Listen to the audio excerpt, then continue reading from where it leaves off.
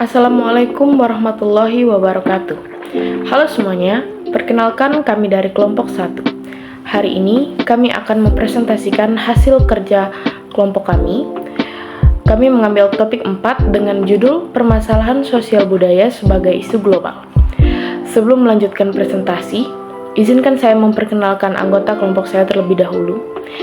Yang pertama ada saya sendiri, Anissa Nuraini, lalu ada Mona Elsa Filanti Borutarigan, dan Natasha Hafika. Baik, selanjutnya materi pertama akan dibacakan oleh rekan sekelompok saya. Baik, di sini saya akan menjelaskan mengenai konsep umum permasalahan sosial budaya. Ada beberapa poin yang saya ambil. Yang pertama, ketidaksesuaian nilai dan norma. Permasalahan sosial muncul ketika terjadi pelanggaran terhadap nilai dan norma yang dianggap penting dalam masyarakat. Contoh dari ketidaksesuaian nilai dan norma ini, yang pertama kenakalan remaja, kriminalitas, penyalahgunaan, dan pelanggaran HAM. Kemudian yang kedua, ketidakadilan dan kesenjangan sosial. Ketidakadilan dan kesenjangan sosial ini terjadi ketika tidak adilnya dalam beberapa aspek kehidupan, contohnya kemiskinan, kesenjangan pendapat, dan diskriminasi. Kemudian yang ketiga, ketidakmampuan sistem sosial. Permasalahan sosial muncul ketika sistem sosial tidak mampu memenuhi kebutuhan dan dapat menyelesaikan masalah di masyarakat. Contohnya pengangguran, tunawisma, anak terlantar, lansia terlantar. Kemudian yang keempat, dampak perubahan sosial. Dampak perubahan sosial ini terjadi akibat perubahan sosial yang cepat dan tidak terkendali. Contohnya urbanisasi, globalisasi yang memiliki dampak negatif bagi masyarakat. Kemudian yang terakhir yaitu pengaruh faktor eksternal. Pengaruh faktor eksternal ini contohnya seperti krisis ekonomi dan konflik politik. Baik, selanjutnya akan dilanjutkan oleh rekan saya. Baik, di sini saya akan melanjutkan penjelasan dari rekan kerja saya, yaitu tentang dampak masalah sosial budaya bagi masyarakat global. Nah, di sini ada banyak sekali dampaknya. Dampak yang terpenting itu ada 3 poin. Yang pertama yaitu dampak imigrasi atau dampak migrasi. Dampak migrasi ini sangat penting dan bisa terjadi ketika permasalahan dalam suatu negara ini, misalnya permasalahan pangan, permasalahan cuaca, dan lain sebagainya. Bisa kita ambil contoh dalam kasus di mana ada penduduk Rohingya yang datang ke Indonesia, tepatnya di Aceh, mengungsi ke Indonesia. Nah, di sini penduduk Rohingya ini tidak memiliki izin khusus atau datang secara tiba-tiba dan dengan jumlah yang sangat banyak. Nah, kemudian permasalahan ini berdampak di mana orang Indonesia tidak setuju adanya warga negara asing yang tinggal di Indonesia secara tanpa izin. Hal tersebut dapat menyebabkan diskriminasi dan juga orang Indonesia sendiri sangat takut akan dimana penduduk negara lain dapat menguasai negara kita, dapat menguasai wilayah negara Indonesia tersebut. Nah, kemudian selain adanya dampak migrasi tersebut, ada juga dampak ketidaksetaraan. Ketidaksetaraan ini di mana mereka yang berpendidikan lebih diutamakan, memiliki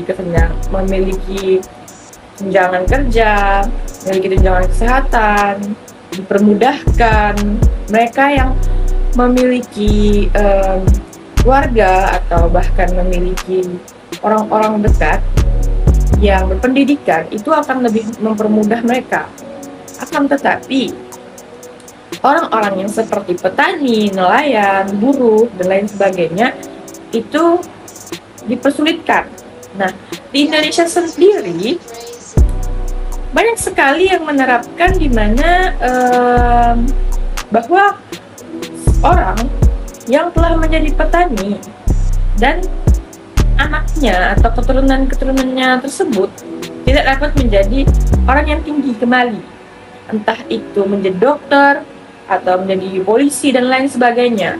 Kebanyakan orang yang tidak berpendidikan, mereka tidak percaya diri bahwa turunannya kelak bisa menjadi orang yang lebih daripada mereka.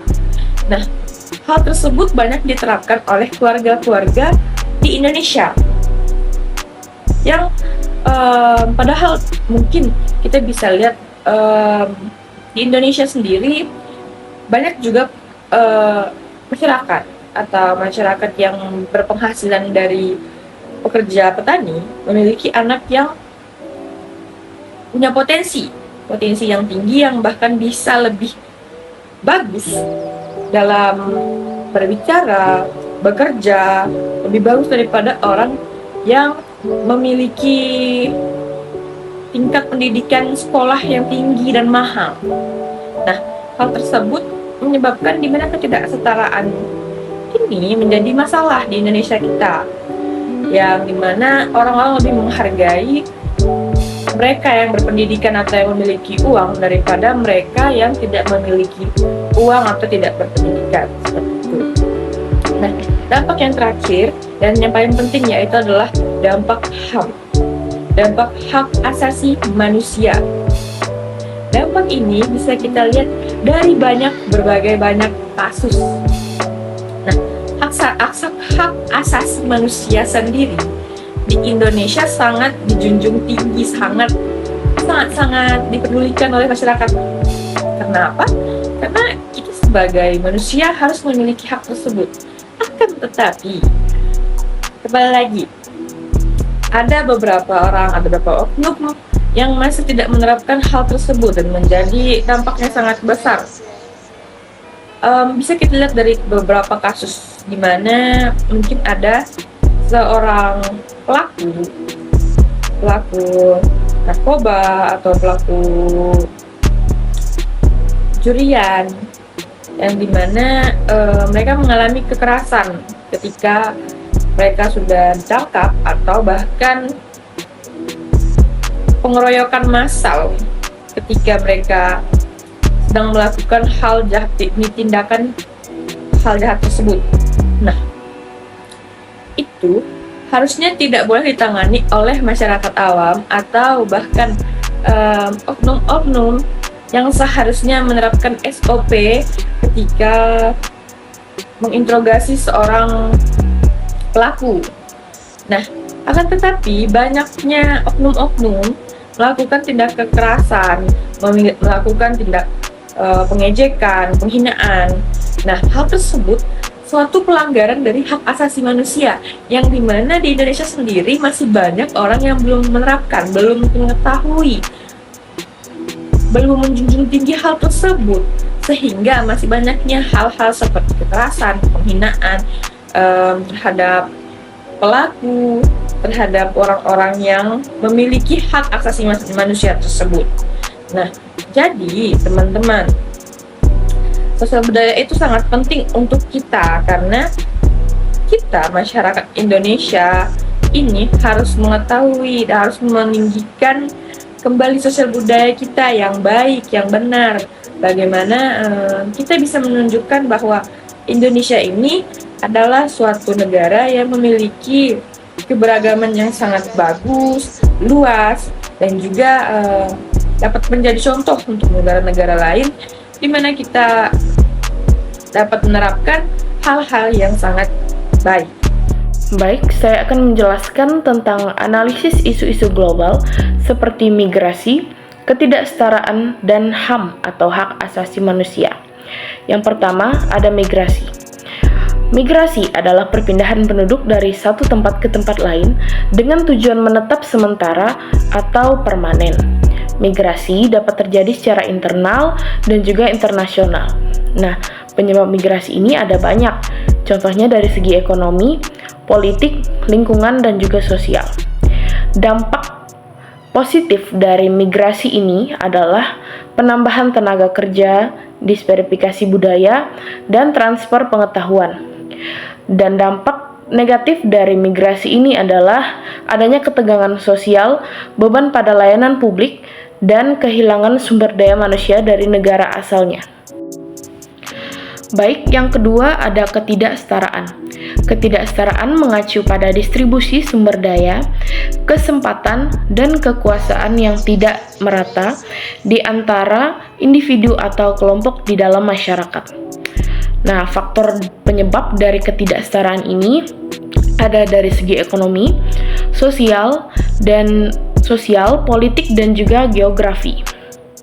Nah, dampak dari ketidaksetaraan ini dari segi sosial adalah adanya ketegangan dan konflik sosial. Lalu yang kedua ada dari segi ekonomi, dampaknya adalah pertumbuhan ekonomi yang akan terhambat. Terakhir ada dampak ketidaksetaraan untuk kesehatan. Perbedaan signifikan dalam akses dan kualitas layanan kesehatan. Nah, berikut ada grafik dari migrasi dan krisis penduduk dari tahun 2015 dan hingga tahun 2019. Dan di sampingnya ada grafik ketidaksetaraan sosial dan ekonomi dari tahun 2015 hingga 2019. Dari dua grafik ini terlihat bahwa penduduk masuk dan penduduk yang keluar itu lebih banyak dari penduduk yang masuk di migrasi dan krisis penduduk. Lalu dari ketidaksetaraan sosial dan ekonomi, tingkat kemiskinan di pedesaan lebih tinggi daripada tingkat kemiskinan di perkotaan. Nah, berikut ini ada grafik dari hak asasi manusia. Terlihat bahwa kasus yang dilaporkan dari kasus diskriminasi dan indeks kebebasan pers sangat berbeda, sangat jauh dari tahun 2015 hingga 2019. Baik, yang terakhir saya akan membacakan hak asasi manusia atau HAM. Hak asasi manusia adalah hak fundamental yang dimiliki oleh setiap individu tanpa memandang ras, jenis kelamin, kebangsaan, etnis, bahasa, agama, atau status yang lainnya. Isu utama dari HAM ini, yang pertama ada kebebasan sipil, yaitu hak atas kebebasan berpendapat, beragama, dan berkumpul. Yang kedua adalah kesetaraan, yaitu hak untuk tidak didiskriminasi atau mendiskriminasi. Yang ketiga ada keamanan, yaitu hak untuk bebas dari penyiksaan dan perlakuan tidak manusiawi. Dan yang terakhir ada ekonomi, sosial, dan budaya, yaitu hak atas pendidikan, pekerjaan, dan standar hidup yang layak. Nah, tantangan dari hak asasi manusia ini ada satu, penegakan hukum, yaitu kurangnya mekanisme efektif untuk melindungi hak asasi manusia.